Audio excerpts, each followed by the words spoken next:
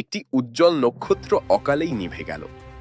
ঢাকার মিরপুরের পল্লবীতে 7 বছরের শিশু রামিসা আক্তারের নৃশংস হত্যাকাণ্ড আজ পুরো দেশকে শোকাতুর করে তুলেছে। পপুলার মডেল স্কুলের 2য় শ্রেণীর মেধাবী ছাত্রী ছিল রামিসা। স্কুলের বন্ধুদের জন্য চকলেট নিয়ে যাওয়ার কথা ছিল তার, কিন্তু ঘাতকের পাষণ্ডতা তাকে আর ফিরতে দেয়নি। গত 19শে মে প্রতিবেশী সোহেল রানা তাকে কৌশলে রুমে ডেকে নিয়ে ধর্ষণের পর গলা কেটে হত্যা করে। আলামত গোপন করতে অত্যন্ত নৃশংসতা চালায় এই পাষণ্ড। পুলিশ দ্রুততম সময়ে ঘাতক সোহেল রানাকে গ্রেপ্তার করেছে এবং সে আদালতে নিজের জঘন্য অপরাধ স্বীকার করে জবানবন্দি দিয়েছে। ঢাকা আইনজীবী সমিতি ঘোষণা দিয়েছে, এই পিশাচের পক্ষে কেউ লড়বে না।